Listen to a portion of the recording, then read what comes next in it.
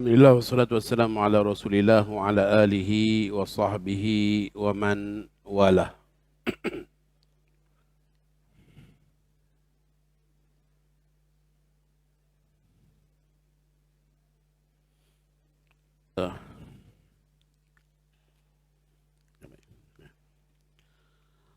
Okey, kita tengok dulu beberapa helaian kertas yang ada.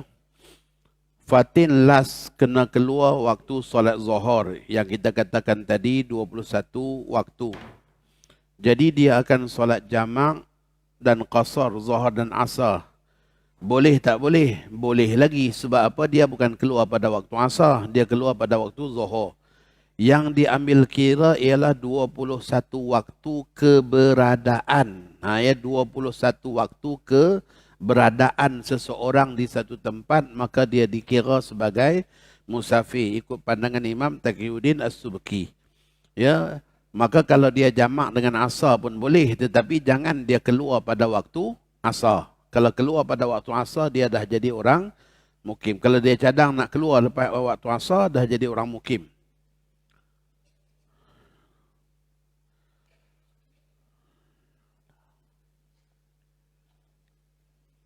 Baik, Mas Tautin di Brunei, rumah kakak di Shah Alam, rumah ibu di Sabak Bernam. Stay rumah kakak 3 hari. Ya, asalnya daripada Brunei. Orang Brunei datang di rumah kakak 3 hari.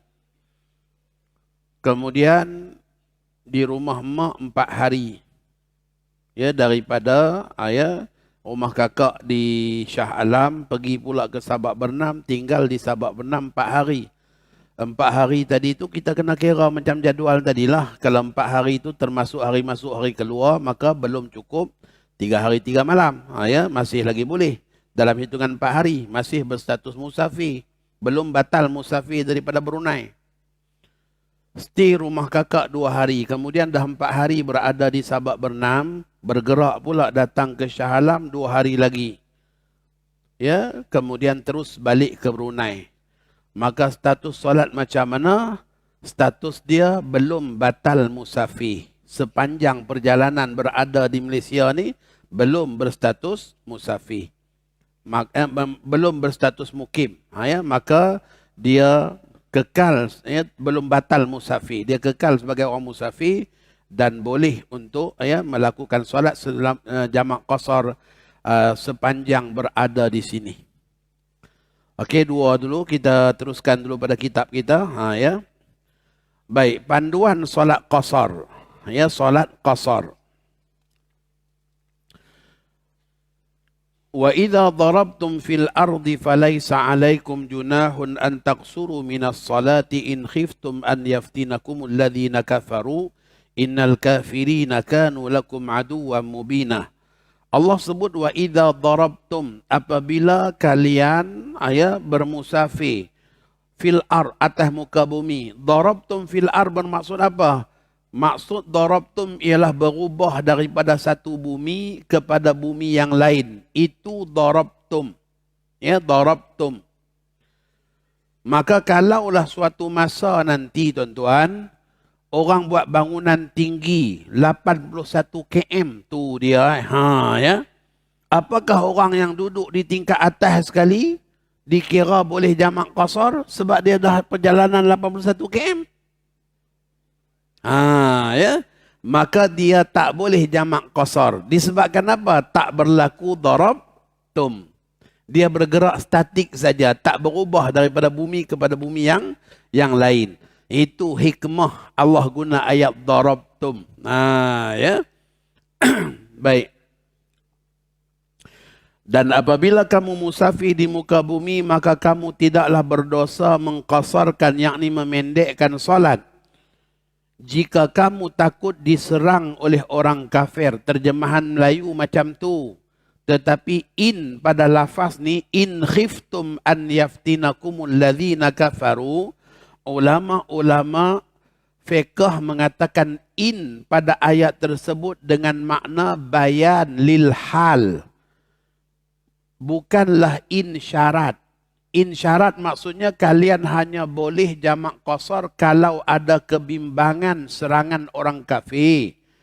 Tetapi kalau in tadi in li bayanil hal, in dengan makna menjelaskan keadaan, bermaksud ia bukanlah syarat. Tak jadi syarat pun. Bahkan kita dalam keadaan aman pun boleh jamak qasar. Boleh qasar solat. Walaupun dalam keadaan aman. Ya, ulama mengatakan in di situ li bayanil hal. In yang didatangkan untuk menjelaskan waktu ayat ini diturunkan. Memang ada kebimbangan.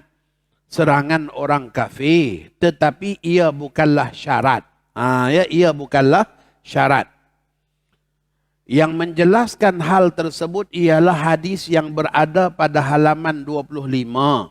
Ya, Sayyidina Umar mengatakan beliau pernah bertanya kepada Rasulullah sallallahu alaihi wasallam, kenapa kita nak jamak sekarang ni kita dah aman, nak qasar sedangkan sekarang kita dah aman, tak ada kebimbangan. Maka Nabi kita mengatakan ia hadiah daripada Allah.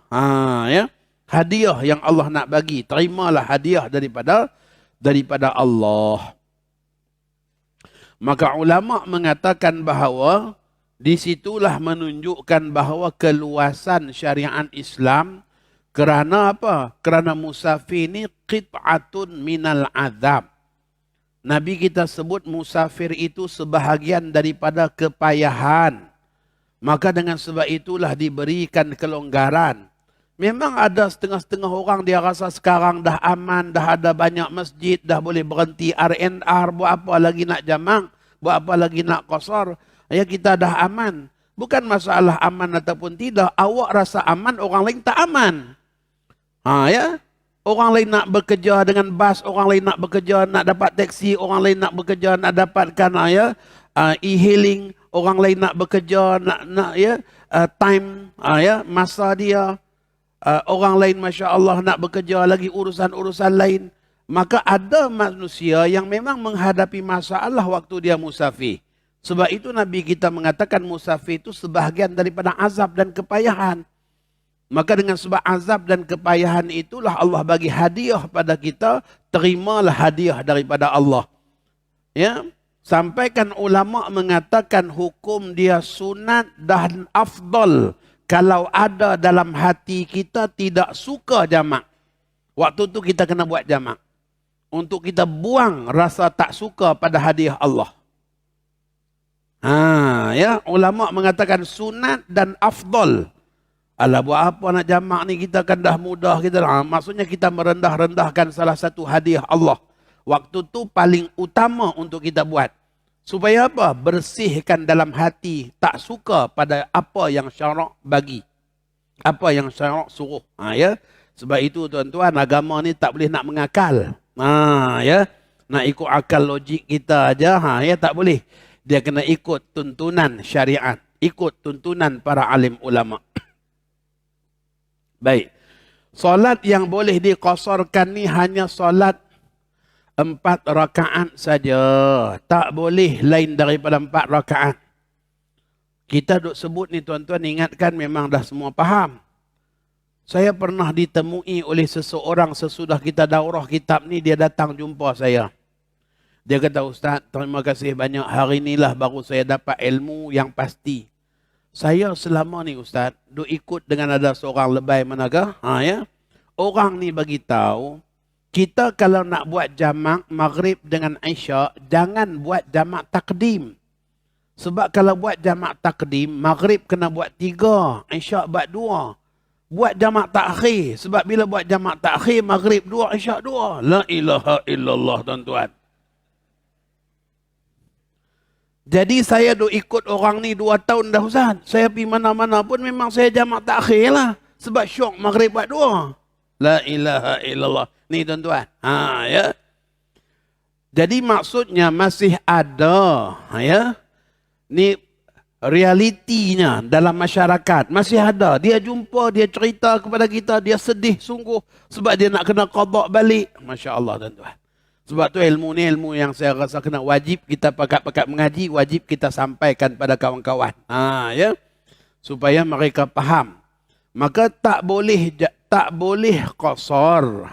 Tak boleh qasar solat selain daripada solat 2 rakaat. Jadi yang boleh diqasarkan hanyalah zuhur, asar dan isyak saja. Ya. Kita kadang-kadang masya-Allah tak pernah ni lah, tak pernah terbayang lah macam mana maghrib tiba-tiba qasar buat 2. Ya. Tapi ada. Okey, sekarang kita tengok pada syarat sah qasar, ya, syarat sah qasar.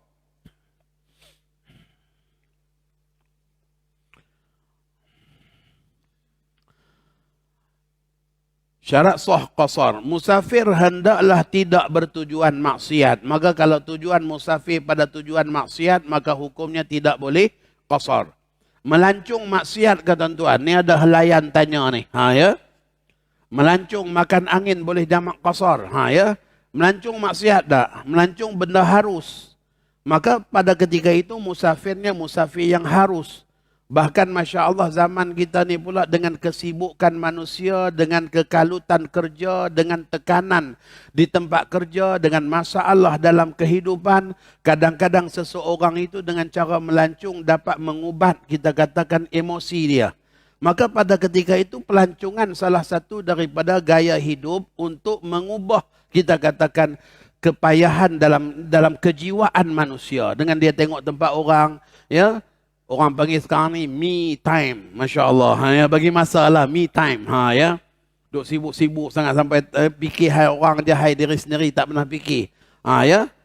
Maka pada ketika itu melancung ni salah satu daripada cara yang dah dikaji oleh pakar-pakar perubatan, boleh kita katakan menghilangkan stres. Apakah kita boleh lagi anggap sebagai melancung makan angin ni benda sia-sia, buang masa macam tu aja? Tidak. Ya. Paling kurang tidak pun dia masuk pada perkara harus. Maka dengan sebab ia musafir yang harus, macam orang pergi meniaga, macam orang dalam urusan kerja, maka orang yang bermusafir juga dalam keadaan yang melancung tadi, hukumnya harus. Ya, untuk dia jamak qasar. Musafir dengan beberapa tempat dekat di antara satu tempat kepada satu tempat dikira semuanya cukup atau lebih 81 km, adakah boleh jamak qasar? Ya. Seorang pembawa Grab, tuan-tuan.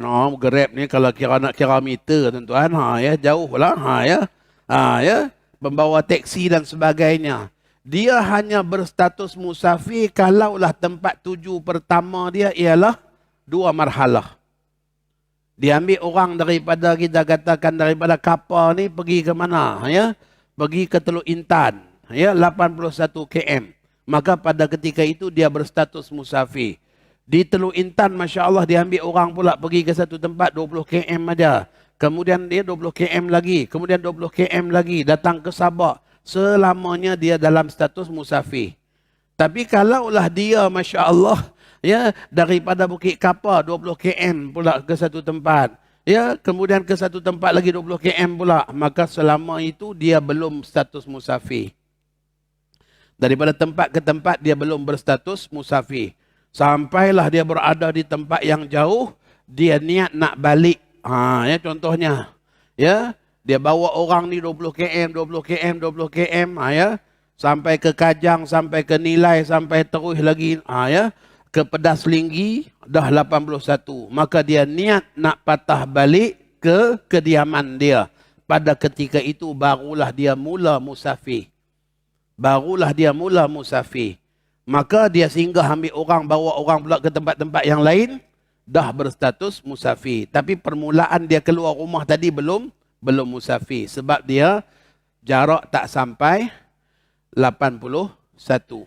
Ya. Kita nak berhari raya daripada kapal nak pergi Kuala Selangor. Kuala Selangor nak turun lagi ke Sabak. Sabak nak turun Bagan Datuk. Bagan Datuk nak turun pula ke Ipoh. Maka pada ketika itu kita kena qasad daripada rumah kita turun Ipoh, nak singgah Kuala Selangor, nak singgah Sabak Bernam, nak singgah Sungai Besar, barulah kita berstatus musafir. Tapi kalau setakat nak pergi mana ni, kita rumah Pak Long dulu Sungai Besar. Kemudian nak pergi mana? Kita nak pergi pula ke Sabak. Kalau macam tu belum status musafir tuan-tuan. Jadi kena rancang perjalanan. Ya kena rancang perjalanan. Maka driver Grab kalau takat dia keluar sekitar aja dia belum status musafir. Dia kena tempat tuju dia lebih 2 marhalah baru berstatus musafir. Okey. Solat fardu yang 4 rakaat saja yang boleh diqasarkan. Perjalanan 2 marhalah ataupun lebih. Kat sini saya buat catatan tambahan. Harus qasar jika hanya 2 marhalah. Maksudnya apa? Melakukan solat secara tamam. Tamam lawan kepada qasar. Tamam 4 rakaat. Ya? Qasar 2 rakaat. Maka kalaulah kita perjalanan cukup-cukup 81 saja, sebenarnya melakukan qasar hukum dia harus. Bukan sunat. Dengan erti kata lebih afdal solat tamam. Ya? Perjalanan cukup-cukup 81 saja, afdal solat tamam. Perjalanan lebih 2 marhalah. Contohnya jadi 3 marhalah. 3 marhalah bermaksud tambah lagi 40.5 km. Ya, 81 tambah 40, 121. Ya, 0.5. Maka perjalanan kita ke tempat yang lebih daripada kita katakan 120, ya, lebih. Maka pada ketika itu melakukan solat secara qasar hukum dia afdal dan sunat. Ya. Bila jarak perjalanan 3 marhalah dan lebih baru sunat. Ya. Jarak 2 marhalah tu dinamakan jarak keharusan qasar. Jarak keharusan. Maksudnya kalau orang tanya ni, saya perjalanan 2 marhalah boleh tak qasar? Ya boleh. Mana yang afdal, qasar ke tamam? Afdal tamam. Ya afdal tamam. Saya perjalanan ni 3 marhalah Ustaz. Ya. Jadi nak buat qasar kan nak buat tamam? Afdal buat tamam. Afdal buat qasar sebab 3 marhalah dan lebih. Baik, yang berikutnya. Wajib qasar jika orang musafir itu solat di akhir waktu dan ada kebimbangan luput waktu. Dia orang musafir, dia lupa sembahyang asar. Dia lupa solat asar. Duk ingatkan dah jamak. Rupa-rupanya tadi tak jamak sebab singgah buat Jumaat. Contohnya lah, dia tak niat jamak. Maka dalam perjalanan, pukul 7 masuk maghrib. 6.50 baru teringat asar tak buat lagi. Maka bergegah cari tempat solat, bergegah pergi ambil wuduk, bergegah nak solat, ya, masa yang ada tak cukup. Kalau buat asar 4 rakaat, boleh jadi 2 rakaat dalam azan maghrib. Hanya 2 rakaat dalam asar. 2 rakaat lagi dah dalam maghrib. Maka pada ketika itu hukum melakukan solat qasar adalah wajib. Ya. Ini bagi orang musafir tuan-tuan. Jangan pula kita yang lupa sembahyang tiba-tiba buat qasar juga di rumah. Ya. Sebab nak pastikan 2 rakaat dalam waktu. Ya, tak boleh. Ini hanya khusus untuk orang musafir. Dia orang musafir, dia terlupa solat, dia teringat di hujung waktu. Ya. Maka pada ketika itu melakukan solat secara qasar hukum dia wajib supaya solatnya daripada takbir sampailah salam dalam waktu asar. Baik, yang berikutnya ada qasad atau tahu tempat nak dituju. Kalaulah seseorang itu tak tahu tempat tuju, mana ni? Saya musafir. Musafir ke mana? Saya Kajang Pak Malau, Kajang Merempat. Ya. Seluas hamparan bumi adalah tempat musafir saya. Hidup saya ni musafir lalu ke negeri akhirat. Tu dia tuan-tuan. Ya. Duk buat bahasa macam tu pula. Ya. Hukum dia apa? Orang yang macam tu kitab-kitab fiqh kita kata orang yang haim. Haim orang yang tak tentu arah. Maka orang yang sedemikian juga dihukumkan orang maksiat. Berdosa. Buang masa, berjalan saja, tak ada arah tuju dan tempat, ya, tujuan. Maka tak boleh jamak qasar. Ya, tak boleh jamak qasar. Yang boleh ni orang yang ada tempat tujuan. Baik, yang berikutnya tidak boleh berimamkan kepada orang yang solat penuh, solat tamam. Ya. Dalam matan Abi Syuja' dia sebut wala ya'tamma bil muqim, tak boleh berimamkan orang mukim. Orang musafir dia tak boleh ikut dengan orang mukim. Ya. Sebab sifat solat orang mukim ni adalah solat tamam, solat sempurna. Orang musafir dia nak buat qasar, dia tak boleh ikut orang mukim. Ditanya kepada Sayyidina Abdullah bin Abbas radhiyallahu taala anhuma, kenapakah ni ada dalam Musnad Imam Ahmad, ada juga di dalam Jami' ya bagi Imam As-Sayyuti, ada juga di dalam Mishkatul Masabih, ada juga di dalam Mughni Muhtaj. Ditanya kepada Sayyidina Abdullah bin Abbas, kenapakah orang-orang musafir waktu mereka solat bersama-sama kumpulan mereka, mereka buat 2 rakaat. Tetapi ketika mana mereka bersama orang tempatan, mereka solat 4 rakaat. Bila ikut orang tempatan, mereka solat 4 rakaat. Maka Abdullah bin Abbas mengatakan itulah sunnah. Maksudnya itulah ketetapan yang telah ditentukan oleh agama. Maka dengan sebab itu para ulama menjadikan kata-kata riwayat Sayyidina Abdullah bin Abbas itu sebagai satu kita katakan pegangan bahawa orang musafir yang nak solat qasar, bila dia solat dengan orang tempatan dia kena solat tamam. Dia kena solat 4 rakaat, dia tak boleh buat 2 rakaat.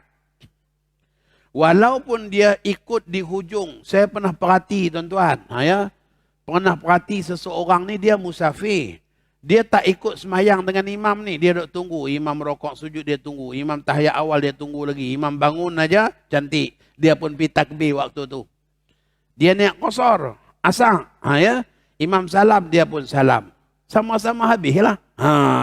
Sama-sama habislah sebab dia masuk ujung.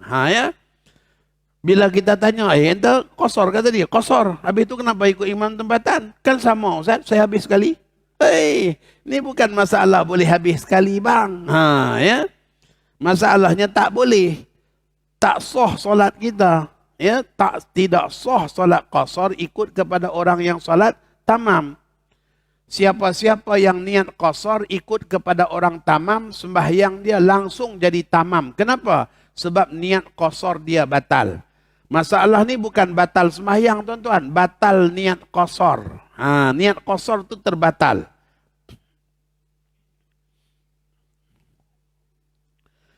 Baik, yang berikutnya tidak mengikut kepada orang yang diragui apakah dia seorang musafir atau mukim.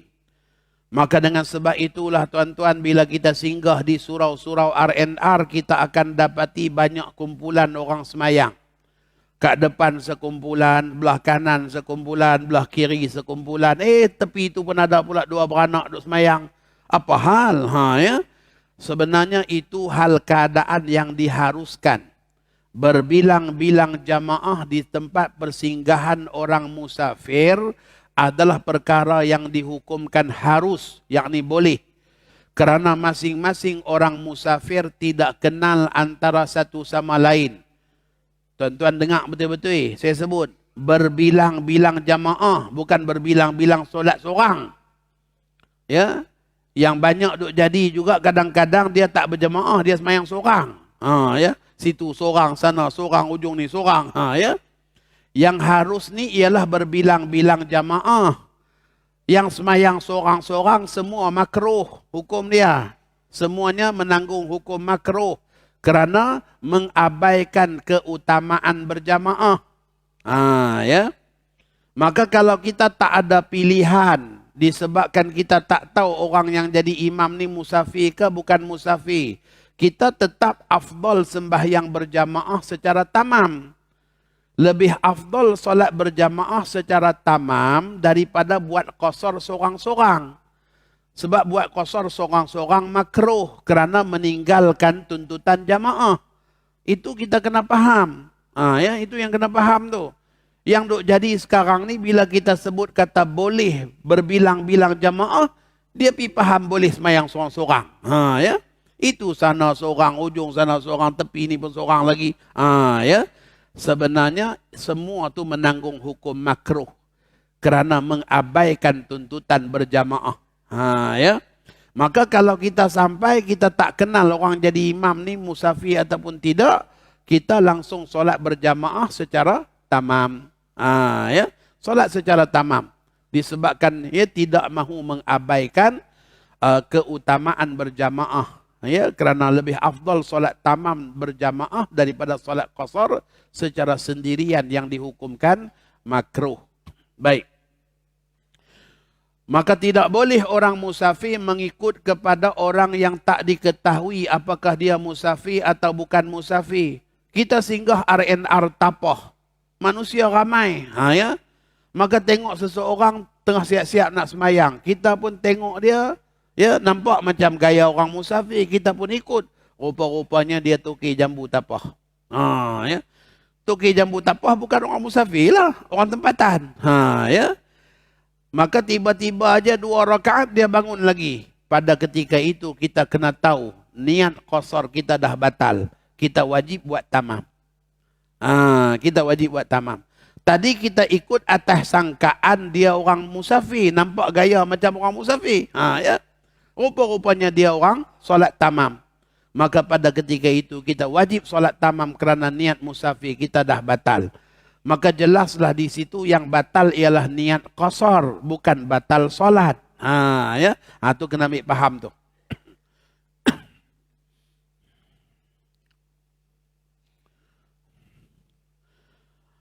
Orang yang nak solat tamam dia boleh ikut dengan orang musafir, tak jadi masalah. Bahkan sunat orang musafir yang menjadi imam dia umumkan. Selepas salam aja dia bagi tahu, tuan-tuan teruskan solat, saya orang musafir. Sunat bagi tahu macam tu supaya jemaah tak keliru. Mungkin anggap imam tersalah bagi salam 2 rakaat dah bagi salam ke? Ya. Maka sunat ya yang mengimamkan solat kalau dia buat qasar, sunat untuk dia maklumkan kepada para jamaah untuk teruskan solat dia orang musafir. Ya. Jadi orang yang solat tamam boleh ikut dengan orang yang solat qasar. Kita orang yang nak solat tamam sebab kita penduduk tempatan, kita singgah surau tempat persinggahan orang musafir. Masya Allah, ada 4 jamaah. Banyak sangat contoh Ustaz, 4. Nak bagi 2 dah. Ya, ada 2 jemaah.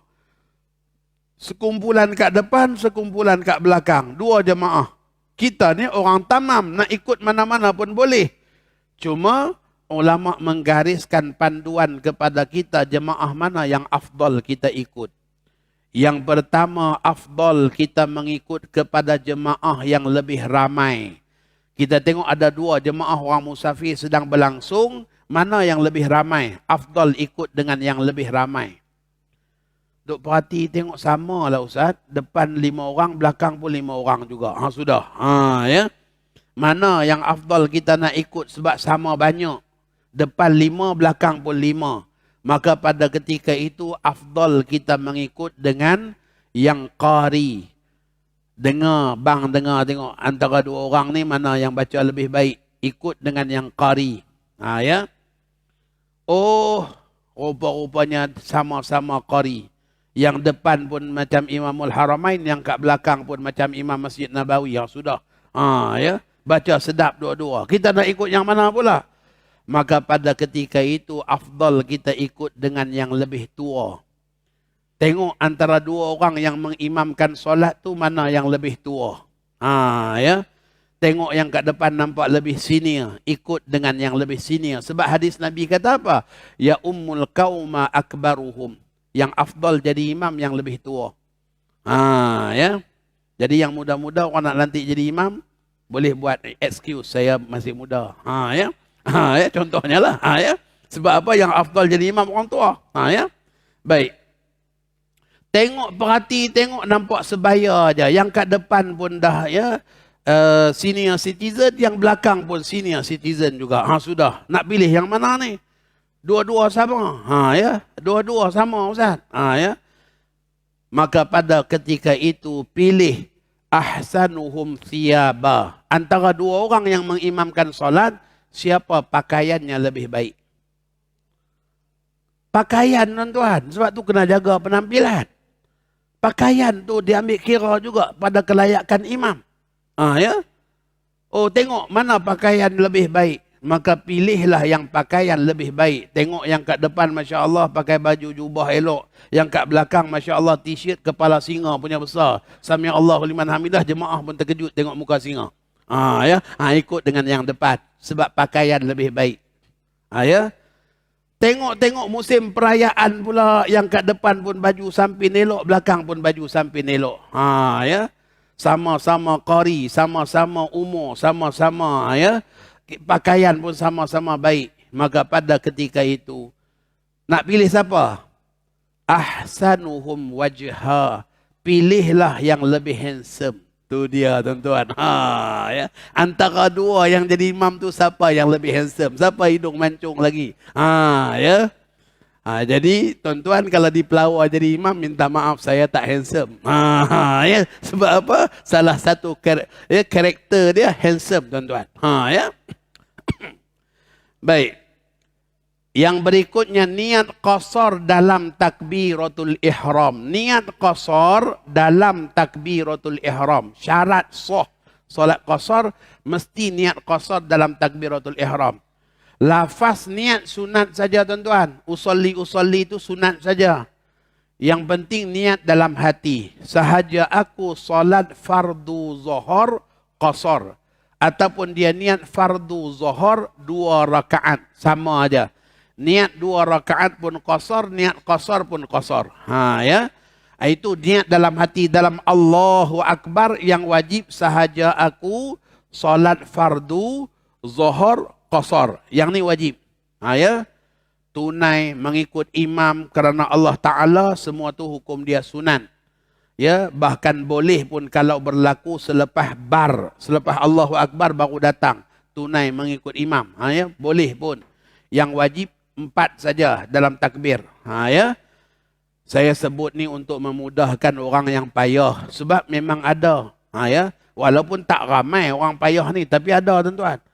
Allah usolli, Allah usolli, Allah usolli. Itu payahlah tu. Itu payahlah tu kalau macam tu. Ya, untuk orang yang macam tu kita bagi tahu kat dia. Yang wajib 4 saja. Lebih tu ya boleh selepas bar. Ya, Allahu Akbar. Sebab sunat saja keseluruhan. Yang dah mampu tak payahlah, buatlah ya. Buatlah dengan sempurna semuanya dalam takbiratul ihram. Kita nak tolong yang payah tu. Baik. Berkekalan niat qasar sehingga memberi salam. Kalaulah dalam sembahyang tiba-tiba datang syak, tadi niat qasar kan niat tamam, niat qasar kan niat tamam, maka dia wajib solat tamam. Sebab dia tak konsisten dengan qasar. Ya. Tahu keharusan qasar dan tahu cara melakukannya. Dia tahu keharusan qasar, maksudnya hukum hakam yang melibatkan keharusan qasar. Hukum hakam apa? Yang kita bincang tadilah. Sesi pertama tadi tu. Kena tahu hukum-hukum tu. Ya. Yang berikutnya, solat di luar kawasan dia bermukim dan tempat yang dia dikira sebagai musafir. Yang ni saya nak tuan-tuan buat satu catatan pada masalah yang khilaf dan masalah yang tidak khilaf. Baik. Kita dah siap-siap masuk beg dalam kereta. Ya. Bergegas masuk kereta dah pun.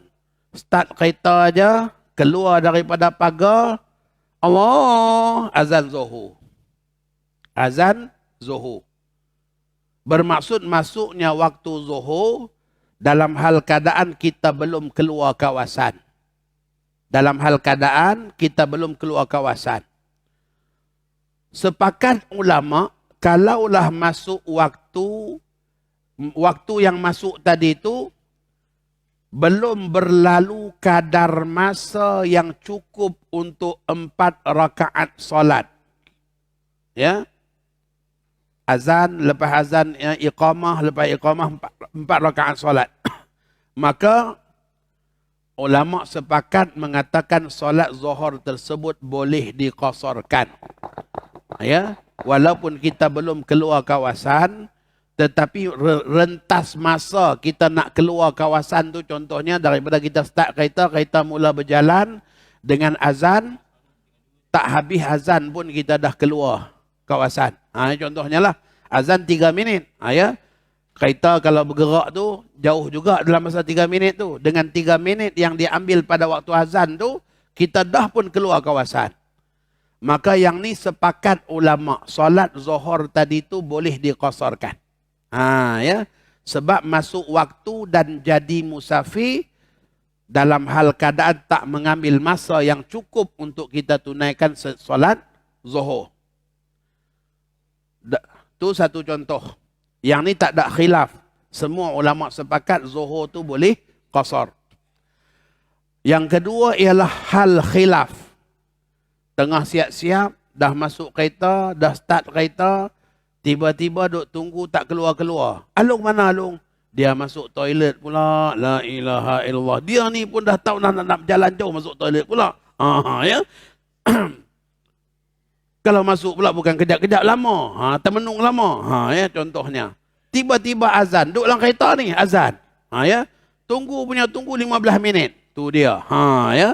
Baru keluar mai. Maka apakah zuhur ni boleh qasar atau tak boleh qasar? Dah start kereta, dah jalan jugalah. Cuma soalan dia, zuhur ni boleh qasar tak? Sebab apa?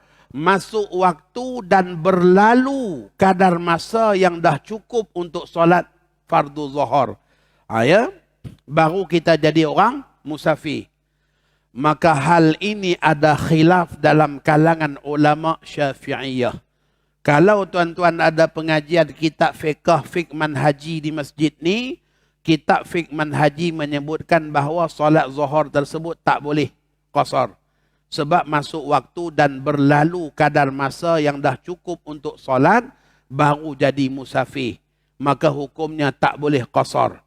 Tetapi kalau kita buka kitab contohnya Minhaj, Mughni Muhtaj, Hasyiah Bujairimi, kita akan dapati pandangan muktamad mazhab mengatakan solat itu masih boleh diqasarkan. Tuan-tuan dengar betul-betul, saya sebut dua-dua pendapat.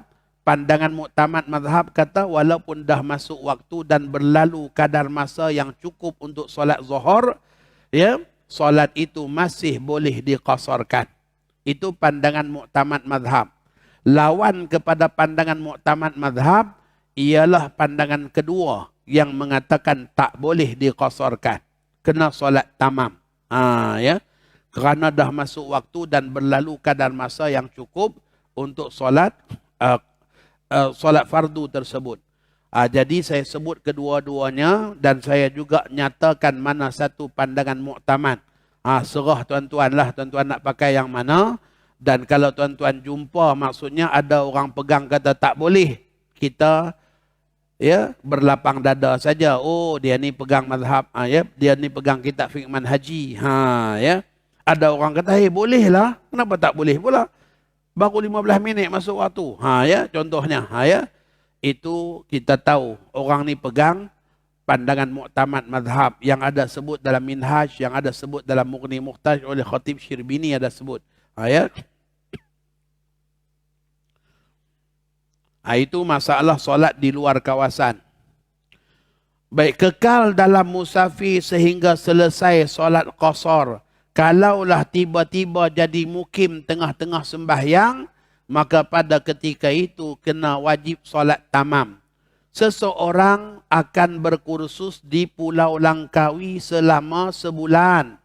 Maka sampai jadi JT Langkawi, dia dah dikira mukim Langkawi. Kerana niat nak tinggal sebulan.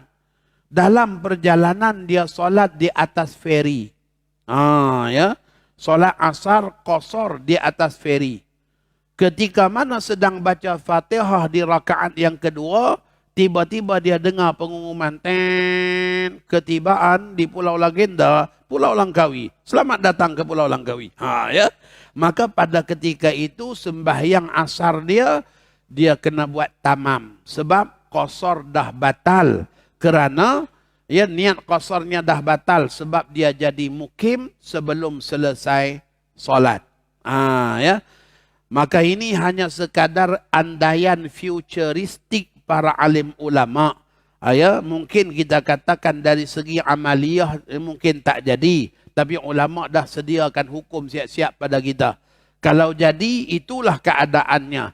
Syarat sembahyang qasar ni mesti daripada takbiratul ihram sampai salam dalam keadaan musafir. Kalau jadi mukim tengah-tengah solat, maka wajib buat tamam. Kena buat sembahyang yang sempurna. Okey, kita nak berpindah kepada solat jamak. Ya, halaman 28 tu tuan-tuan tadi saya dah terangkan. Kemudian 29 dan 30 pun berkenaan dengan niat juga telah kita jelaskan. Jadi kita nak masuk pada solat jamak. Sebelum masuk solat jamak, kita break sekejap tengok lagi dua kertas ni.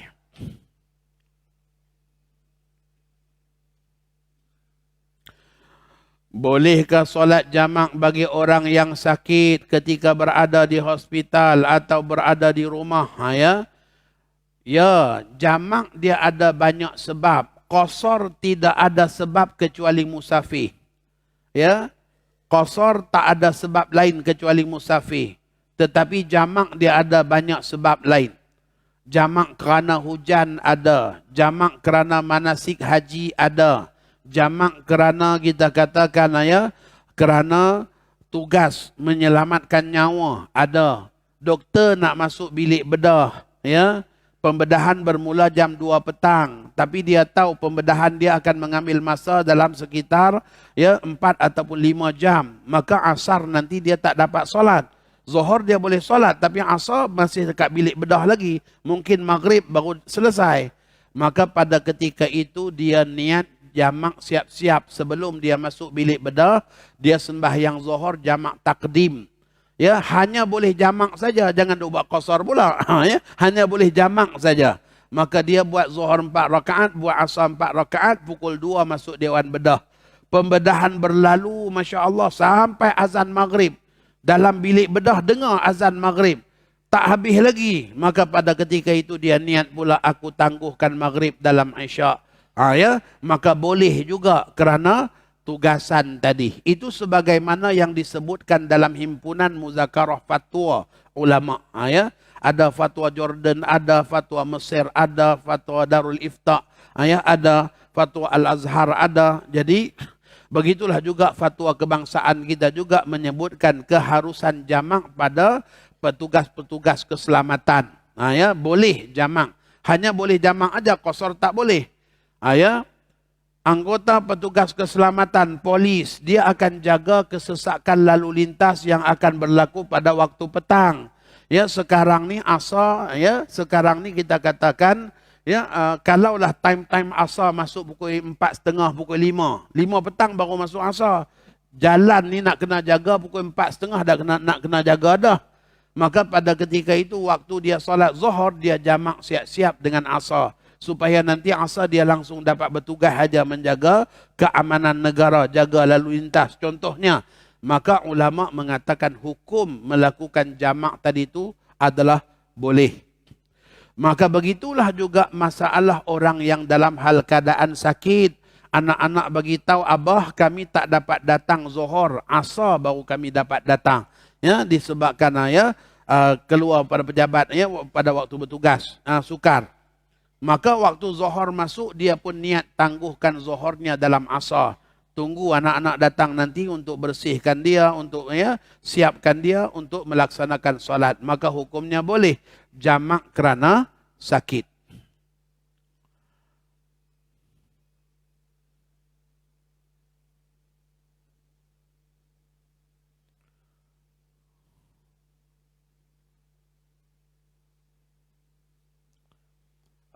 Tulisan cantik sangat tuan-tuan. Yang kedua ni saya tak boleh baca. Bolehkah jamak bagi orang yang kerja? Mungkin contoh yang saya bagi doktor tadi tu dah terjawab kot. Untuk soalan yang kedua tu. Baik, kita tengok panduan solat jamak. Jamak ialah menghimpunkan dua solat dalam satu waktu, sehinggalah dianggap sebagai satu waktu sahaja bagi orang musafir. Zuhur dihimpunkan dengan asar jadi satu waktu. Maghrib dihimpunkan dengan isyak jadi satu waktu. Subuh tuan-tuan waktu tersendiri, tak boleh dihimpunkan dengan mana-mana solat. Ya, walaupun baru-baru ni saya dengar satu cerita daripada jemaah umrah. Bila kita duk buat daurah ni, rupanya jumpa macam-macam tuan-tuan. Ada seorang haji tu datang cerita, kami ustaz dah 8 hari di Mekah. Okay, kami nak bertolak ke Madinah malam. Jadi kami sembahyang maghrib di Masjidil Haram. Kami tak jamak lah sebab kami dah 8 hari. Betul lah tu haji. Kemudian waktu dalam perjalanan tiba-tiba bah tak nak berhenti sembahyang isyak. Sebab driver bah dah jamak. Ya. Driver dia ulang alik memang jamak saja. Ya. Mekah Madinah, Mekah Madinah. Driver tak nak berhenti. Sudahnya pembimbing umrah kata apa? Tuan-tuan jangan bimbang, isyak ni nanti kita jamak dengan subuh. La ilaha illallah. Tuan-tuan niatkan takhir isyak dalam subuh. Ya. Maka waktu subuh berhenti di perhentian, jamaklah. La ilaha illallah. Itu bukan jamak tuan-tuan, qada. Ya. Itu bukan jamak, qada. Ya. Jadi subuh tak boleh jamak dengan isyak. Ya, isyak tak boleh tangguh dalam subuh. Ya. Ni tuan-tuan, ya, bila kita duk bawa cerita ni, kita jumpa macam-macam. Bukan seorang dua, satu bah tu. Ya. Satu bah jamak. Ya, isyak dengan subuh. Ya. Maka dengan sebab itulah ya, nak pergi umrah, nak pergi apa, carilah pembimbing-pembimbing yang betul-betul. Ya, tengok ya. Pembimbing yang boleh betul-betul bimbing kita pada hukum hakam. Bukan takat bimbing untuk bawa umrah aja, tapi pada hukum hakam ni tuan-tuan. Maka solat jamak ni ialah menghimpunkan dua waktu dalam satu waktu. Kalaulah solat yang pertama bawa dalam solat yang kedua, maka namanya jamak takhir. Sebab kita tangguhkan solat yang pertama ke dalam solat yang kedua. Kalaulah solat yang kedua bawa dalam solat yang pertama, asar bawa dalam zuhur, isyak bawa dalam maghrib, maka namanya jamak takdim. Jamak takdim. Takdim maksudnya kita mendahulukan. Ya, mendahulukan isyak dalam zuhur. Ya, isyak dalam maghrib. Ya, asar dalam zuhur. Maka namanya takdim. Itu jamak takdim dan jamak takhir.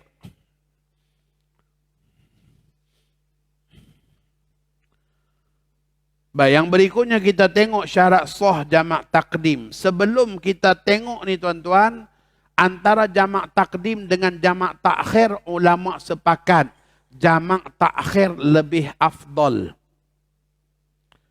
Jamak takhir lebih afdal daripada jamak takdim. Ya, dengan erti kata kita tangguhkan zuhur buat dalam asar itu lebih afdal daripada kita bawa asar buat dalam zuhur. Kita tangguhkan maghrib dalam isyak lebih afdal daripada kita bawa isyak dalam maghrib. Kenapa jamak takhir lebih afdal? Sebab jamak takhir lebih mudah. Ya, jamak takhir lebih mudah. Ya, nak faham jamak takhir mudah, kita tengok syarat jamak takdim. Nanti saya kaitkan dengan jamak takhir. Ya. Baik, syarat sah jamak takdim. Mendahulukan solat yang pertama iaitu zuhur dan maghrib dari solat yang kedua, asar dan isyak. Kena zuhur dulu baru solat asar, kena isyak, kena maghrib dulu baru isyak. Bermaksud jamak takdim wajib tertib. Jamak takdim wajib tertib.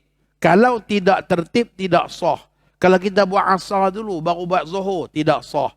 Kalau kita buat isyak dulu baru buat maghrib tidak sah dalam jamak takdim. Kerana jamak takdim wajib tertib. Ya, tanpa tertib tidak sah. Ini salah satu daripada kemudahan jamak takhir. Jamak takhir tak wajib tertib.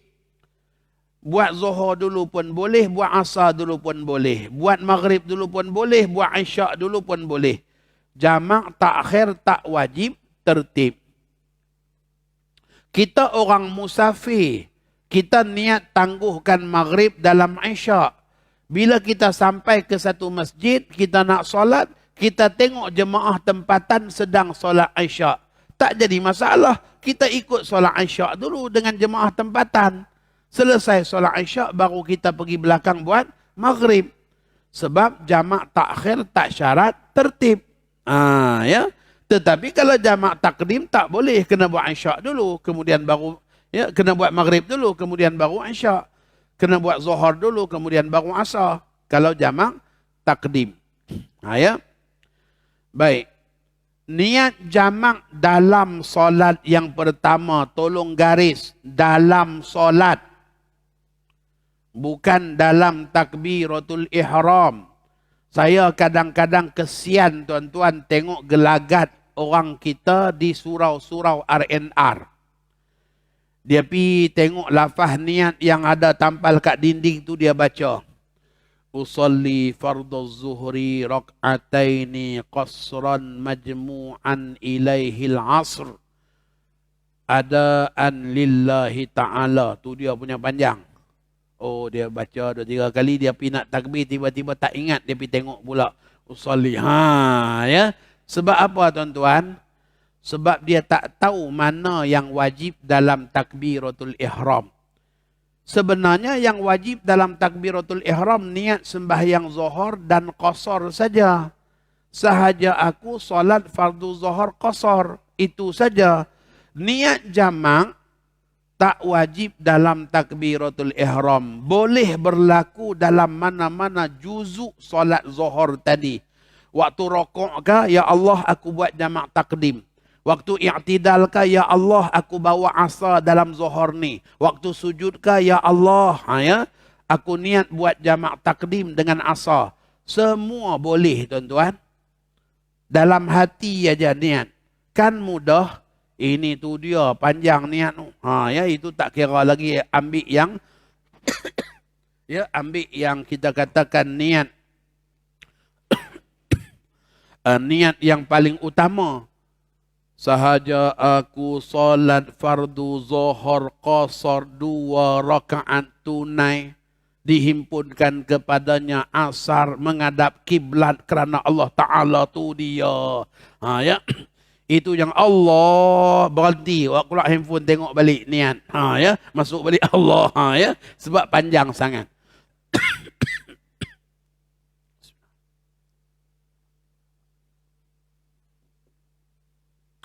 Jadi sebenarnya niat jamak tidak wajib dalam takbiratul ihram. Baik jamak takdim, baik jamak takhir, tak wajib dalam takbiratul ihram niat. Hanya sunat dan afdal saja bagi orang yang mampu, silakan. Sebab hukum dia sunat dan afdal. Niat jamak untuk jamak takdim dalam mana-mana juzuk solat zuhur. Maka dalam rokok sembahyang zuhur kita niat, aku niat jamak takdim. Selesai sembahyang zuhur kita bangun buat asar. Dah tak syarat niat. Sebab niat dah berlaku dalam zuhur. Maka cukup dengan niat sahaja aku solat asar qasar. Itu saja. Ya? Sebab apa? Niat jamak dah berlaku dalam solat zuhur tadi. Kan mudah bila kita tahu macam tu. Kenapa nak menyusahkan diri kita dengan yang payah? Ya? Yang mampu saya tak pertikai, silakan kerana kemampuan dia. Yang kesian ni pada yang tak mampu, pada yang baru nak belajar, pada yang yang tak biasa macam ya, kesian. Sampai 2-3 kali kadang-kadang tengok lafaz niat. Ya, tak dapat-dapat. Ya. Baik. Afdal niat dalam takbiratul ihram solat yang pertama. Boleh niat jamak dalam mana-mana juzuk solat yang pertama. Walaupun bukan pada takbiratul ihram. Tidak sah niat jamak selepas salam solat yang pertama. Kalau lepas salam baru nak niat, hukumnya tidak sah. Baik, yang berikutnya muwalat, iaitu berturut-turut antara solat yang pertama dengan solat yang kedua. Berturut-turut dengan erti kata tak boleh berselang dengan selang waktu yang cukup untuk 2 rakaat sembahyang. Selepas salam zuhur kena cepat bangun buat asar sebelum berselang waktu yang cukup untuk 2 rakaat solat. Ya. Yang dibolehkan hanyalah iqamah, hanyalah dengan ambil wudu, hanyalah dengan tayamum. Itu tak kira masuk dalam hitung waktu. Ya, itu pun tak boleh lama. Ya, tak boleh lama, kena bersegera. Maka dengan sebab itu tuan-tuan, jamak takhir mudah. Sebab jamak takhir tak wajib mualat, tak wajib berturut-turut. Ya, jamak takhir tak wajib berturut-turut. Selesai buat zuhur, anak menangis, layan anak dulu. Nak pergi toilet dulu. Kemudian baru datang sembahyang asar balik, hukumnya boleh. Ya, untuk jamak takhir. Untuk jamak takhir. Jamak takdim berturut-turut wajib. Kalau tak berturut-turut batal jamak. Ya, dah tak boleh jamak. Maka untuk orang yang nak praktis sembahyang sunat qabliyah ba'diyah, ya, dia bernazar sebab baru sembuh daripada sakit, lama sakit, ya, sehingga doktor kata tak ada harapan sembuh. Tiba-tiba dia sembuh elok. Ya, berkat doa hari-hari sembuh. Maka dia nak menzahirkan syukur atas kesembuhan dia, dia bernazar, wajiblah ke atasku 40 hari sembahyang sunat qabliyah ba'diyah. Tu dia tuan-tuan. Ya, itu cara nazar yang terbaik. Sebab nak menzahirkan syukur dengan komitmen, ya, beribadah yang banyak. Maka bila dia dah bernazar nak sembahyang qabliyah ba'diyah tiap-tiap hari, tiba-tiba dia musafir. Baru mesej, ustaz ni macam mana ni qabliyah ba'diyah saya? Ya. Saya nak jamak ni. Ya. Kalau jamak takhir tak jadi masalah, sembahyang qabliyah zuhur, sembahyang fardu zuhur, sembahyang ba'diyah zuhur, ya, qabliyah asar, solat asar. Ikut tertib biasa saja. Sebab apa? Sebab jamak takhir tidak syarat mualat, tak syarat berturut-turut. Boleh berselang dengan solat lain. Jamak takdim tak boleh berselang. Maka kalau jamak takdim saya nak buat macam mana ustaz? Sebab tak boleh berselang. Ya. Mazhab Syafi'i mengatakan bagi orang yang tidak meninggalkan sunat rawatib, boleh untuk melakukan solat sunat rawatib dalam praktis jamak takdim. Macam mana cara? Yang pertama dia solat qabliyah zuhur. Dia solat fardu zuhur. Dia solat fardu asar. Selepas solat asar, barulah dia solat qabliyah zuhur, ba'diyah zuhur dan qabliyah asar. Macam tu cara dia. Selepas dia solat asar, barulah dia solat ba'diyah zuhur dan juga qabliyah asar. Dah semayang asar dah ustaz, boleh lagi ke semayang? Ya, sebab solat qabliyah ba'diyah bukan masuk solat larangan. Yang masuk solat yang ditegah ni hanya 8 aja. 8 solat aja yang tak boleh buat selepas asar. Jangan duk bawa hukum tu pada semua solat. Tidak. Hanya 8 aja yang tak boleh buat. Yang pertama, solat hajat. Jangan buat lepas asar. Yang kedua, solat istikharah. Yang ketiga, solat sunat mutlak. Yang keempat, solat sunat tasbih. Yang kelima, solat sunat musafir. Orang nak musafir lepas asar. Ya, tak sunat untuk sembahyang solat sunat musafir. Yang keenam, solat sunat ihram. Ya. Yang ketujuh, solat sunat untuk masuk medan perang. Tentera yang nak masuk medan perang, sunat sembahyang sunat dulu. Sunat ini tak boleh dibuat juga pada waktu ya, tegahan. Yang ke-8 ialah solat sunat taubah. 8 ni tuan-tuan tak boleh buat selepas solat asar. Qabliyah ba'diyah masuk sini? Tak masuk. Maka dengan sebab itu masih boleh untuk dia buat qabliyah asar dan ba'diyah zuhur selepas solat asar.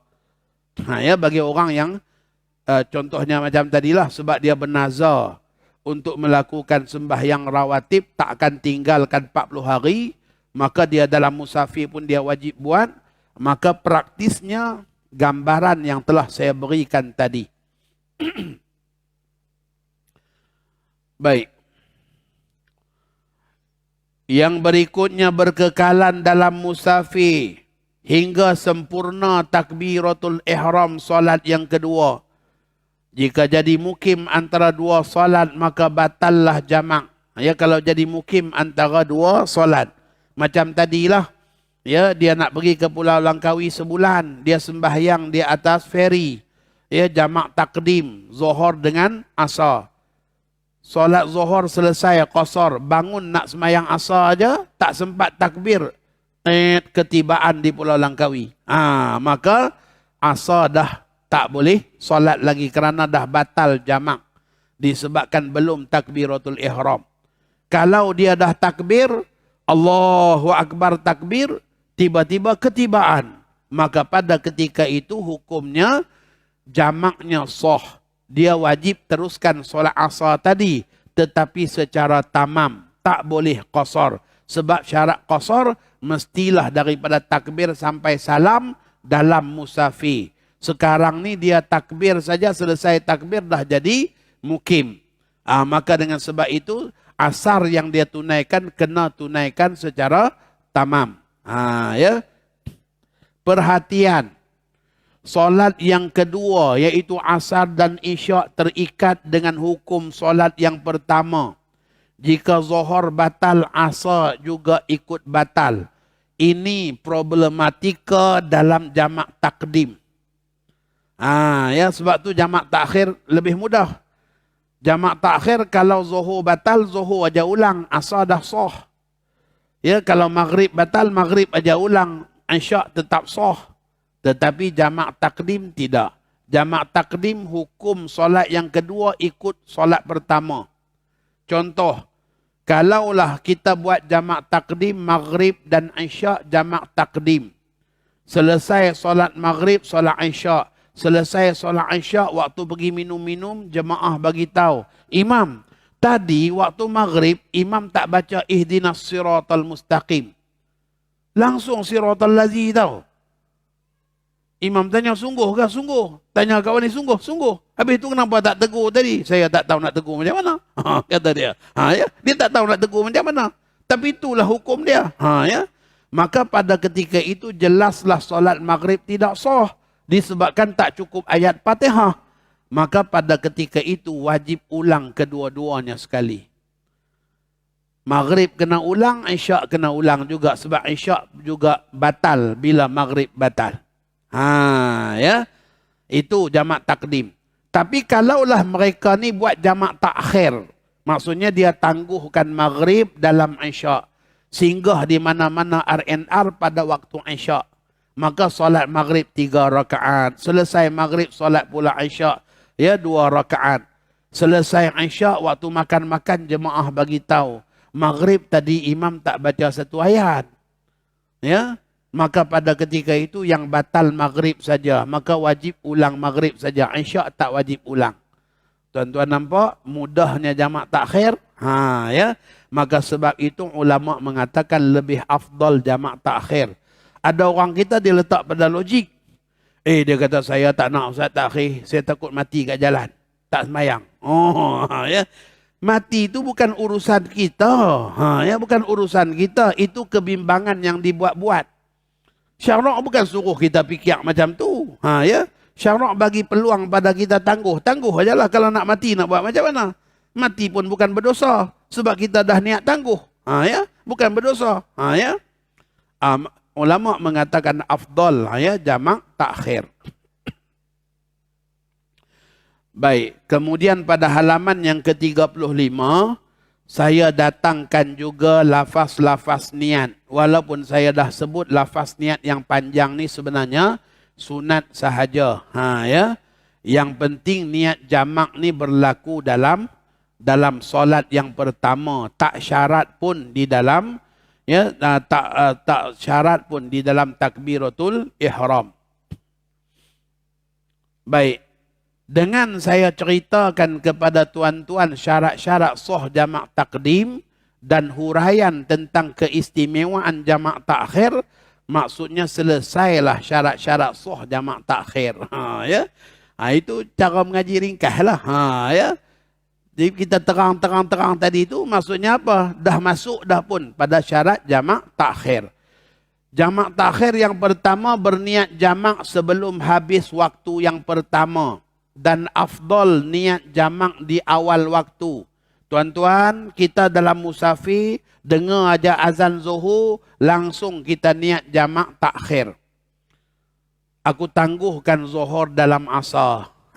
Ya, aku niat tangguhkan zuhur dalam asar. Niat itu niat jamak takhir. Tiba-tiba kita singgah satu tempat awal lagi, baru pukul 3. Zuhur panjang lagi, sebab asar masuk pukul 5. Tak jadi masalah, bukan dengan niat tadi dah langsung tak boleh buat. Kita masih boleh solat zuhur jamak takdim. Sebab itu awal waktu afdal niat jamak takhir. Sebab apa? Sebab kalau kita tangguhkan niat, hujung baru kita nak niat jamak takhir, hukum dia makruh kerana melengah-lengahkan niat jamak. Maka sebab itu masuk waktu saja langsung niat jamak takhir. Kalau kita singgah di mana-mana tempat masih awal dan boleh buat jamak takdim, silakan, tak jadi masalah. Bukan tak boleh batalkan niat jamak tadi, boleh. Ya. Yang afdalnya langsung niat jamak takhir. Jangan duk tangguh-tangguh. Ya, dia tak niat apa-apa. Tiba-tiba pukul 4.45 dah dekat-dekat nak asar dah. Ya. Kita tangguhlah zuhur ni. Waktu tu baru nak niat jamak takhir. Maka situasi yang macam tu situasi yang makruh kerana melengah-lengahkan niat jamak sampai hujung waktu. Maka untuk kita dapat yang afdal, masuk aja waktu langsung niat jamak takhir. Kalau singgah di satu tempat awal tak apa, boleh buat jamak takdim. Ya. Jadi syaratnya berniat jamak takhir sebelum habis waktu yang pertama.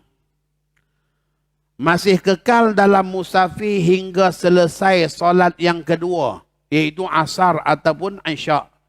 Kalaulah dia jadi mukim sebelum selesai solat yang kedua, maka pada ketika itu solatnya yang pertama jadi status qada. Macam ni. Yang ni pun hanya sekadar kita katakan futuristik para ulama saja. Macam orang naik feri tadi. Ya. Ahmad niat tangguhkan zuhur dalam asar. Dia niat tangguhkan zuhur dalam asar. Waktu berada di atas feri, dia buat jamak takhir. Maka dia solat, masuk aja waktu asar, dia solat zuhur 2 rakaat, kemudian dia bangun nak solat asar pula 2 rakaat. Ya. Selepas dia takbiratul ihram solat asar, tiba-tiba diumumkan ketibaan di Pulau Langkawi. Maka pada ketika itu asar dia wajib buat tamam sebab niat qasar dah batal dengan jadi mukim. Dan jamak, status jamak zuhur yang dia tangguh dalam asar tadi tu, status jamak juga batal. Yang mengakibatkan apa? Sembahyang zuhur dia tadi sah tetapi dihukumkan sebagai qada, bukan tunai. Zuhur yang dia buat tu dihukumkan qada, bukan tunai. Ini hanya pada status solat aja, jangan bimbang. Sembahyang tadi sah. Cuma status dia qada ke tunai. Kita bila kita tangguhkan solat kita dalam asar, walaupun kita buat dalam waktu asar, sembahyang kita tetap tunai. Tetapi apabila kita jadi mukim sebelum selesai solat asar, maka dianggap zuhur yang kita buat tadi berstatus qada. Sebab syarat jamak mestilah berstatus musafir sehingga selesai solat yang kedua. Mesti berstatus musafir sampai selesai solat yang kedua. Maka kalau dia jadi mukim, sebelum selesai solat yang kedua, maka jadilah solat yang pertama itu solat qada. Perhatian, tidak disyaratkan tertib dalam jamak takhir, tertib hanya sunat. Tidak disyaratkan muwalat jamak takhir, yakni berturut-turut. Berturut-turut hukumnya sunat. Jadi kalau kita nak bagi taklimat, kalau kita nak bagi pedoman pada anak-anak yang baru belajar, maka dengan kita buat jamak takhir mudahlah. Sebab lepas salam zuhur kita boleh bagi taklimat dulu, kita boleh bagi penerangan dulu untuk solat asar pula. Ya. Tapi kalau dengan sembahyang jamak takdim tak boleh. Ya. Baik, tiap solat tertegak dengan hukumnya yang tersendiri. Jika zuhur batal, asar juga ikut batal. Ya. Asar tidak ikut batal. Ia berbeza dengan jamak takdim. Ya, jamak takdim kalau zuhur batal, asar batal. Maghrib batal, isyak batal. Tapi jamak takhir, kalau zuhur batal, hanya zuhur saja kena ulang. Ya, kalau maghrib batal, hanya maghrib aja ulang. Isyak tak perlu ulang. Ya, dalam jamak takhir. Okey, satu contoh tuan-tuan yang lain. Ya, Ramli buat jamak takdim maghrib dengan isyak dengan sekumpulan kawan-kawan. Jamak takdim maghrib dengan isyak. Selesai solat isyak, kawan dia bagi tahu pada Ramli, dalam solat isyak dia baca Fatihah tak cukup ayat. Maka isyak batal. Kalau maghrib batal, isyak ikut batal. Sekarang jamak takdim. Sekarang ni jamak takdim yang batal ialah isyak. Maka apa yang perlu dibuat oleh kumpulan ni?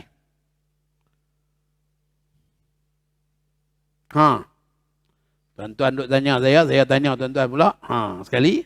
Ya. Dia buat jamak takdim, sembahyang maghrib 3 rakaat, kemudian sembahyang isyak qasar 2 rakaat. Selepas solat isyak, kawan dia pegang bau. Hei, Fatihah tadi tak cukup ayat. Ya. Maka Fatihah batal, tidak sah. Pada ketika itu, macam mana kumpulan ni?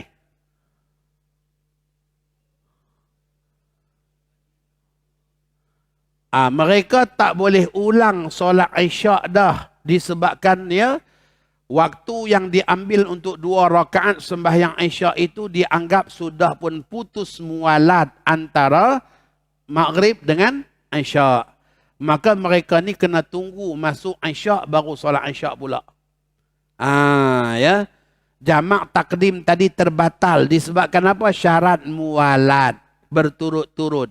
Dengan berlakunya 2 rakaat isyak tapi tak sah, maka sudah ambil masa yang panjang berselang antara salam maghrib dengan takbir yang berikutnya. Maka dengan sebab itu dah tak boleh buat.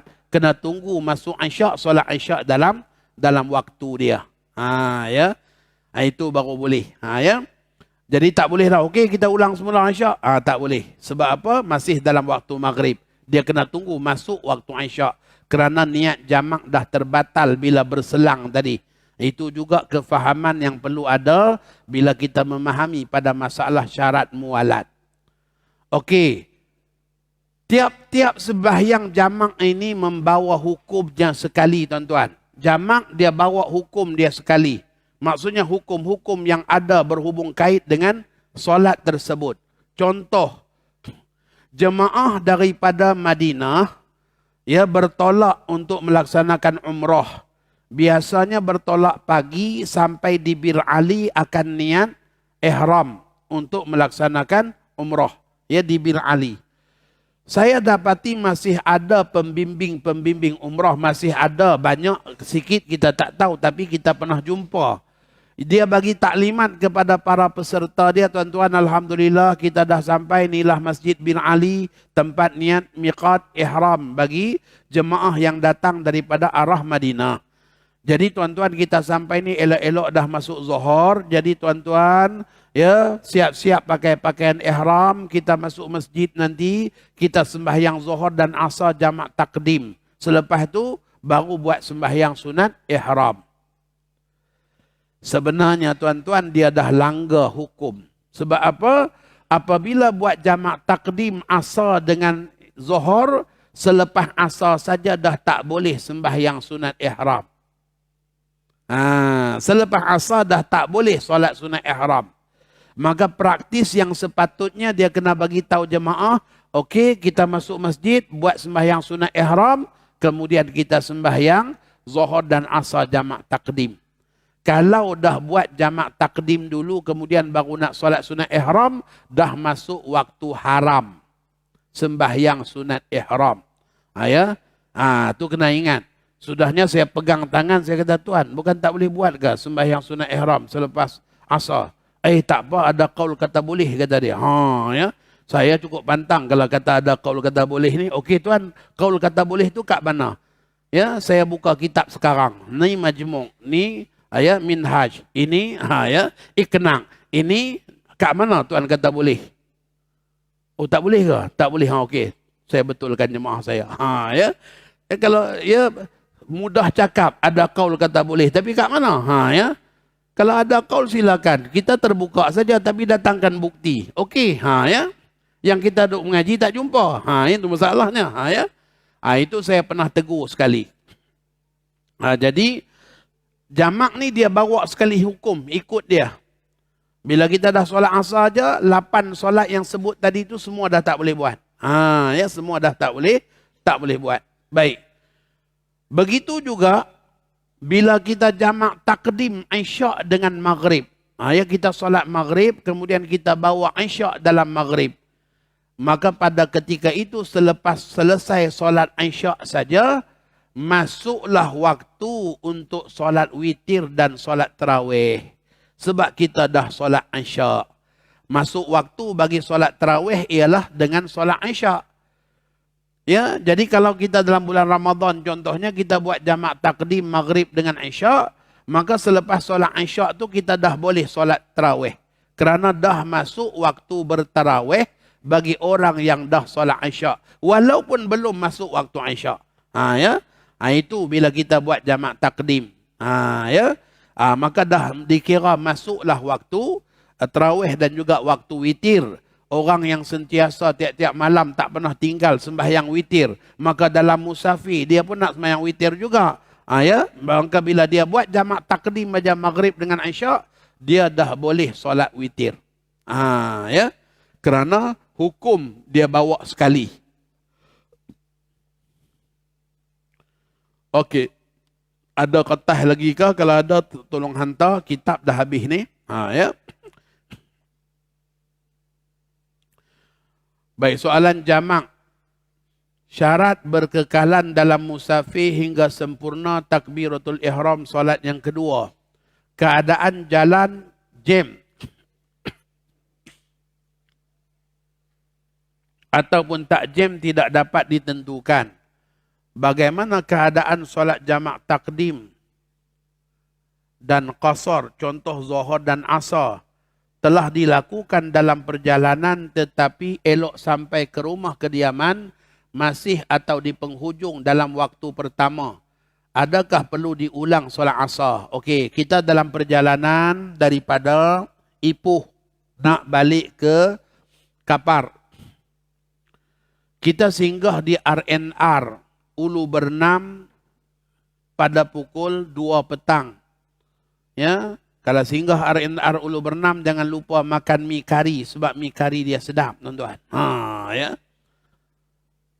Sampaikan orang luar pun ada juga. Dia bukan nak pergi mana pun saja pergi kona nak makan tu aja. Ya, mi kari dia sedap. Ya. Jadi dia dah perkena mi kari, dia pun pergi sembahyang zuhur jamak takdim. Ya.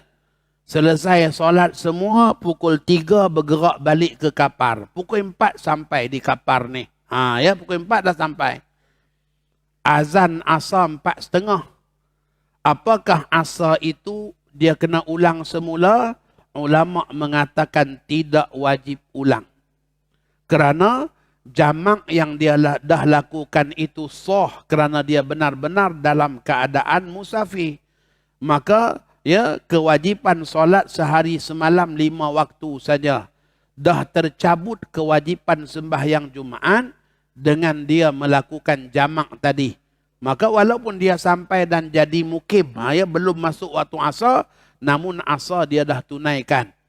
Ya, soalan ni sebenarnya sama saja seperti masalah yang saya ceritakan orang di lapangan terbang tadi. Ya. Dia dah tunaikan jamak takdim zuhur dan asar, tiba-tiba penerbangan ditangguhkan. Maka dia pun balik semula ke rumah. Maka sama macam masalah musafir ni, dia sampai ke rumah dia dalam hal keadaan dia dah pun solat asar. Maka solat asar tak wajib diulang. walaupun belum masuk waktu asar saat ketibaannya. Mohon pencerahan kaedah syarak jika ada khilaf berkenaan jamak bagi orang yang sakit kronik. Rasanya tadi dah diterangkan. Ya dah diterangkan dah tadi soalan berkenaan dengan masalah orang yang sakit bagaimana jamak ya diharuskan, dibolehkan. Apabila orang yang sakit mengalami kepayahan untuk dia melakukan solat di tiap-tiap waktu. Ya, kepayahan ataupun kita katakan ya susah maka dibolehkan untuk jamak. Jalan jam yang sangat teruk walaupun kurang 2 marhalah. Ya, apakah dibolehkan jamak?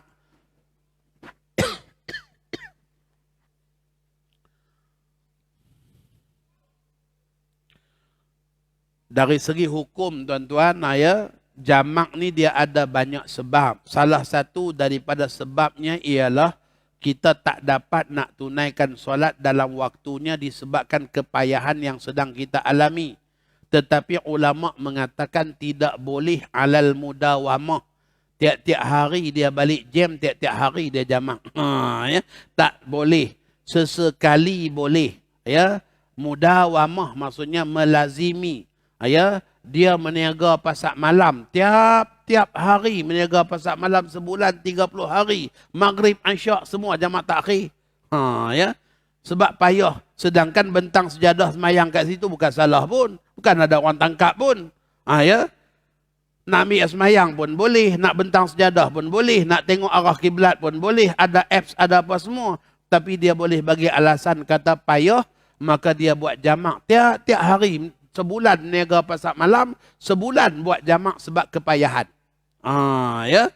Maka itu juga termasuk dalam tatabbu'ur rukhas. Sesekali tak apa, tapi kalau dah jadi rutin, ulama kata tak boleh. Wallahu a'lam.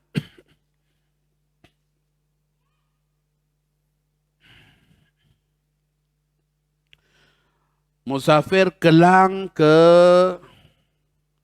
Kuantan. Jarak 312 km.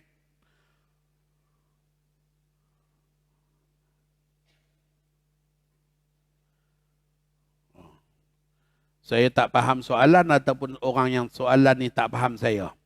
Ini pun saya. Ya, musafir Kelang ke Kuantan. Dia daripada Kelang ke Kuantan 312 km. Ya, 312 km. Macam mana saya dah mastautin Selangor kalau ada kematian, kira macam mana kecemasan? Ini saya tak faham ni. Ya. Tak ada masalah apa tuan-tuan ni, kita nak pergi Kuantan sebab ada kecemasan. Maka dalam perjalanan nak pergi ke Kuantan tu 312 km ni memang boleh jamak qasar lah.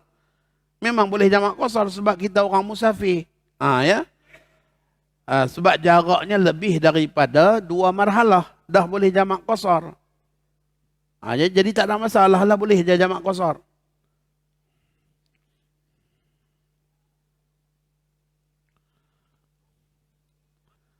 Ada lagi? Tak ada lah kot.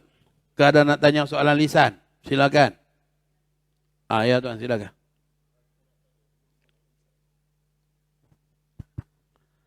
Ada satu soalan Ustaz, ini mungkin lain sikit lah. Musafir dalam peperangan. Okey. Yang disebut sebagai solat khauf tu, yang sangat jarang kita muzakarahkan dan amali. Boleh ke? Okey, berkenaan dengan solat khauf. Ya, solat khauf ialah solat dalam keadaan syiddatil khauf, kepayahan dan ketakutan yang mendesak. Dia bukan hanya sebab perang dia tuan-tuan. Kita tengah duduk semayang maghrib di masjid ni, tiba-tiba berlaku gegaran yang menggoncang masjid, bimbang runtuh menimpa kita. Maka kita wajib menyelamatkan diri, lari keluar daripada masjid. Walaupun dalam keadaan berlari tadi tu, kita sebenarnya masih solat. Ya, solat kita tak batal. Walaupun dalam keadaan berlari tadi, solat itu tidak batal. Kerana syiddatil khauf. Ya, dalam ketakutan. Ya, Ini satu-satunya situasi makmum boleh lebih ke depan daripada tuan imam. Imam lambat lari, makmum lari laju, potong imam. Masih sah tuan-tuan. Ya? Walaupun makmum lebih ke depan daripada imam. Sebab dalam keadaan syiddatul khauf, kepayahan ya? Dan ketakutan yang bersangatan. Dan pada ketika itu disebabkan solat dalam keadaan darurat, maka pergerakan lebih 3 kali, ya, bergolek, berguling dan sebagainya tidak membatalkan solat. Kecuali apabila putus niat aku tak nak solat, barulah batal. Ya, tak nak mayang lah, baru batal. Selama mana tidak putus niat solat, maka kekallah dia dalam solat. Maka pergerakan-pergerakan solat pada kadar mampu dia saja. Ya, pada ketika itu. Mampu sujud, dia sujud. Tak mampu, dia isyarat. Ya, dengan niat. Ya, itu dalam syiddatil khauf. Saya baru baca satu fatwa Jordan dan juga fatwa daripada Diyar Syam. Fatwa Syekh Nuh Qudah. Beliau mengklasifikasikan syiddatil khauf ni tuan-tuan dengan lebih luas untuk zaman kita. Muslimat tengah-tengah sembahyang tiba-tiba tengok anak pergi ke kipas angin. Allah, budak baru boleh duk meniti, baru boleh duk galak bangun ni. Ya, risaulah jari masukkan dalam kipas tu kan, habislah anak aku. Ya. Maka itu juga syiddatil khauf kata Syekh Nuh Qudah. Dia tengah-tengah semayang ni, boleh aja dia meluru pergi tangkap anak dia letak tepi, dia semayang balik. Ya, dia teruskan solat. Itu juga dianggap sebagai syiddatil khauf. Ya, ketakutan, kebimbangan yang bersangatan. Maka boleh. Ya, tengah-tengah semayang tiba-tiba ada kalajengking. Boleh kita lari, kita mengelak. Maka pergerakan lebih tu dia tak kira dah. Disebabkan apa? Ada kebimbangan dengan bahaya. Maka itu syiddatil khauf juga. Ya, dan satu lagi pandangan beliau mengatakan bahawa bunyi handphone dalam masjid juga termasuk syiddatil khauf. Kerana mengganggu orang lain, hukum dia haram. Ya, handphone ni tuan-tuan kalau panggilan saja tak apa, dia bunyi 2-3 kali dia berhenti pi. Tapi kalau kita set alarm, ya, biasanya duk bangun biasanya pukul 5 pagi. Ya, tapi bila bulan Ramadan ni bangun awal sebab datang tahajud di masjid. Ikut sekali berjamaah dengan orang ramai ni, 4:30 dah mula. Tengah-tengah duk khusyuk semayang, tiba-tiba dia bunyi. Ya, handphone letak kat bawah no. Bunyi pula lagu Halimah Jongang. La ilaha illallah. Dia menyanyilah, tak berhenti. Ya. Maka pada ketika itu ikut Syekh Nuh Qudah, dia boleh tunduk, ambil handphone dia, matikan, bangun balik. Itu juga tak batal sembahyang. Sebab syiddatil khauf kata dia. Ada kebimbangan, gangguan pada orang yang hukum dia haram. Kalaulah ya, kebimbangan pada kita katakan menyelamatkan nyawa, mengelak daripada kita katakan sengatan binatang saja pun sudah harus, ini kan pula kebimbangan terjebak dosa yang haram. Ya. Maka beliau kata kalau bunyi handphone aja, masukkan tangan cepat-cepat, keluarkan, matikan. Jangan duk keluarkan solat. Yang tu batal sembahyang. Jangan duk pandai-pandai lebih macam tu pula tuan-tuan. Ya. Ya, yang tu batal sembahyang sebab cakap dengan sengaja. Cukup tak keluarkan, matikan saja. Ya. Wallahu a'lam. Assalamualaikum Ustaz. Dalam muka surat 4, Ustaz ada memberitahu semua pelajar-pelajar IPT itu boleh katakan tidak mukim ya. Orang mukim. Bermukim, tidak mustatin.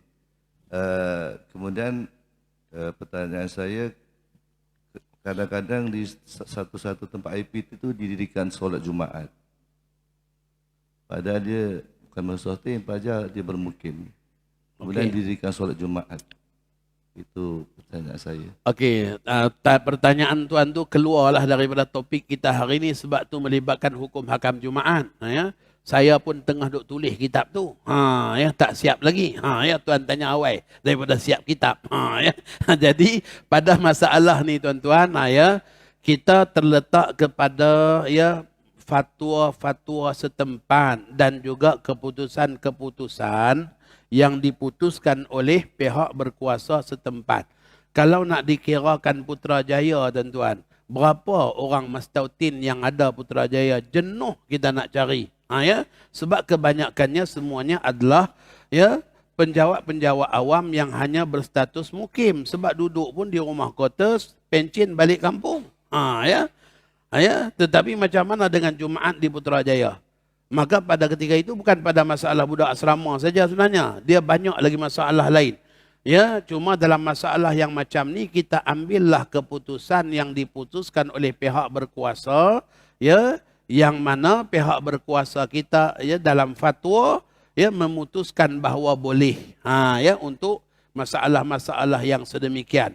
Kita mazhab Syafi'i, kita nak pegang solid Syafi'i tak boleh, tapi kita tak boleh paksa orang lain mengatakan tak boleh. Ya, mazhab Syafi'i memang tak boleh. Syarat dia mesti mastautin 40 orang. Ya. Tetapi mazhab lain tak syarat mastautin. Mukim pun dah boleh. Maka saya dapati dalam beberapa penyelesaian fatwa wilayah persekutuan ada ya digazetkan fatwa wilayah persekutuan punya fatwa ya yang memutuskan boleh dengan penjawat-penjawat awam tadi itu sudah dianggap dihitung kira sebagai ahli Jumaat. Wallahu a'lam. Ya. Jadi dalam hal yang macam ni kita tengok pada keputusan muzakarah fatwa ulama semasa lah, mereka yang lebih kita katakan faham pada situasi dan juga keadaan. Samalah tuan-tuan, masuk hospital aja, tampal jarum aja, tampal satu plaster aja, mazhab Syafi'i apa jadi? Mazhab Syafi'i wajib wudu, wajib tayamum, wajib solat, wajib qada. Ni sebab anggota tayamum yang berbalut. Maka akhirnya ya bila jadi macam tu ya beberapa universiti buat satu research, satu kajian bentang pada majlis muzakarah fatwa yang mana hasil dapatan kajian pelajar-pelajar universiti kita 98% masyarakat Islam yang ada di hospital tidak solat. Tak sembahyang tuan-tuan. Yang hari-hari dia ulang-alik datang masjid berjamaah ni, tiba-tiba sakit tak sembahyang. Sebab apa? Sebab mazhab Syafi'i kata wajib wudu, wajib tayamum, wajib solat, wajib qada. Maka dia ambil yang ujung aja. Dah halang-halang nak qada ustaz, baik qada aja. Maka dia dah terjebak dengan satu risiko besar, berdosa besar sengaja meninggalkan sembahyang. Ya, berdosa besar sengaja meninggalkan sembahyang. Maka dengan sebab itu muzakarah fatwa kebangsaan buat keputusan, ya, buat keputusan dalam masalah ni kita angkat mazhab Hambali. Yang mana mazhab Hambali wajib solat tak wajib qada. Ya, dia dah tak wajib qada walaupun bertampal. Maka bila kita masukkan dalam buku darjah 3 anak-anak sekolah kebangsaan, buku darjah 3, ada kawan-kawan kita yang snap gambar, Syekh, entah bukan jaga pendidikan Islam ke dekat kementerian? Apa ni? Salah ni, bertentangan dengan mazhab Syafi'i. Oh, dia taji kita. Ya. Maka kita kata nantilah kita jumpa, kita minum-minum, saya anak cerita. Ya. Maka bila jumpa, kita cerita pada dia, keputusan ni keputusan fatwa dan apa yang kita ambil tu garis panduan yang dikeluarkan oleh JAKIM. Entah ngaji pondok, entah alim mazhab Syafi'i, entah nak pegang sungguh dengan mazhab, silakan. Tapi entah tak boleh nak paksa orang awam terjebak dengan dosa besar. Maka keputusan fatwa sebab apa? Nak menyelamatkan orang awam. Ya. Maka dalam masalah keputusan ya, masalah mukim mastautin Jumaat ni juga kita dapati fatwa kita berbeza dengan keputusan asal mazhab. Wallahu a'lam. Ya. Saya boleh respon dekat tu ajalah. Ya, selebihnya tunggu siap buku saya nanti panjanglah. Ya, dia ada dalil, dia ada apa semua. Wallahu a'lam.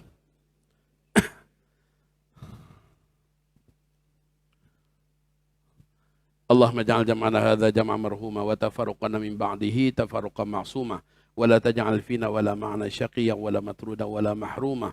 Sallallahu alaihi wasallam Muhammad wa ala alihi wa sahbihi ajma'in walhamdulillahi rabbil alamin. Taqabbalallahu minkum.